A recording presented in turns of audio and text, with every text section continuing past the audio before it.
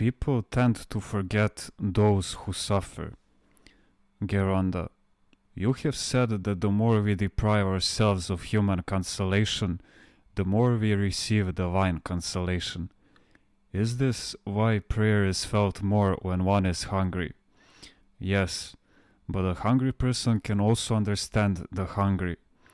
A satiated person cannot understand the suffering of the hungry. I heard that somewhere people throw away food, and down the street there are people, some Greek origin Russian refugees from Pontus, who have no food to eat. These poor people live in hot houses and corrugated iron shacks. Let's say that those who throw away the food do not know of the needy people nearby. Can they at least ask and find out?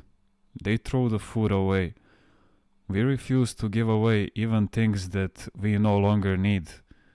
It is a sin when people hold on to things they no longer need and refuse to give them away to those who really need them and are unable to buy them. That for me is the greatest hell.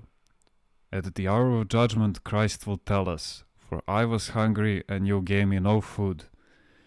Some people who have everything say, "There are no poor people today. They don't think of others. They don't put themselves in other people's shoes so as not to be disturbed and lose their peace of mind." Then how can they possibly find the poor and the hungry? But if you think of others, you will seek out the poor and find out what they need. There are so many orphans who have no one to show them some human warmth. People tend to forget those who suffer. Their mind is on the wealthy who have everything, and they compare themselves with them instead of those who are suffering. If only they could think, for example, of some northern Epirotes, who've been imprisoned for 20 years in a tiny cell simply for making the sign of the cross, then perhaps they would see things differently. It is a terrible thing. We cannot even imagine it. Do you know what it means to be in a 1 by 1 meter cell? The prisoner cannot sit up or lie down or even stand up.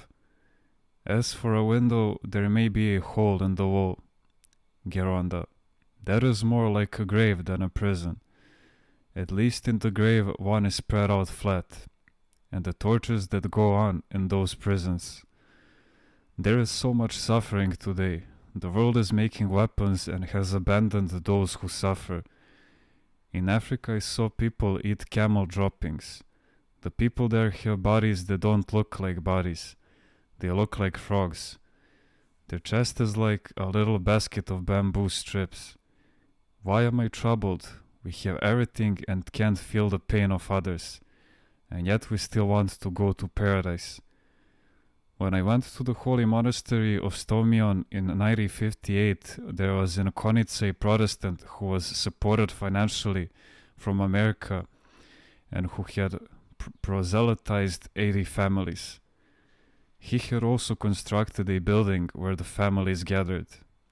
Those poor people had great needs, and because of their great poverty, they were forced to become Protestants, for they were then helped financially.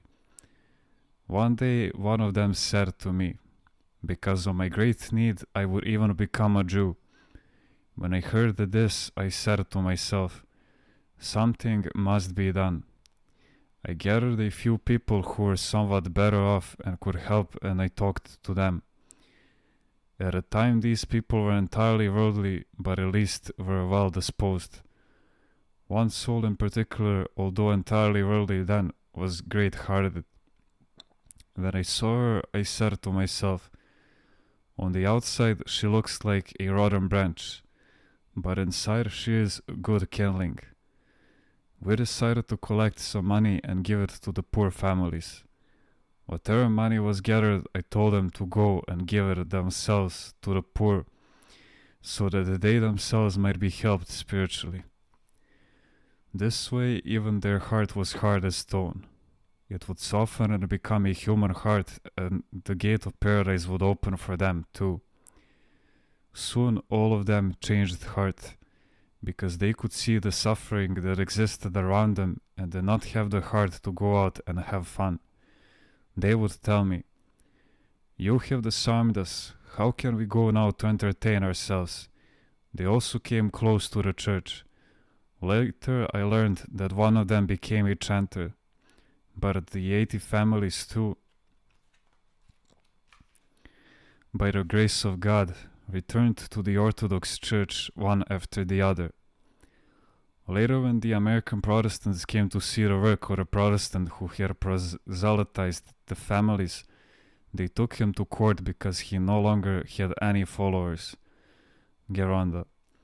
Some people will readily ask for help when they are in need, while others say nothing.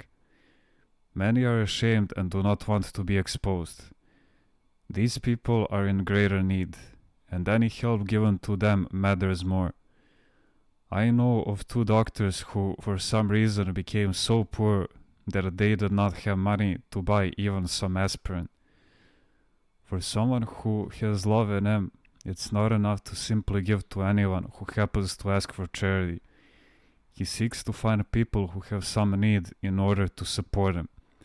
My mother always looked to find such cases.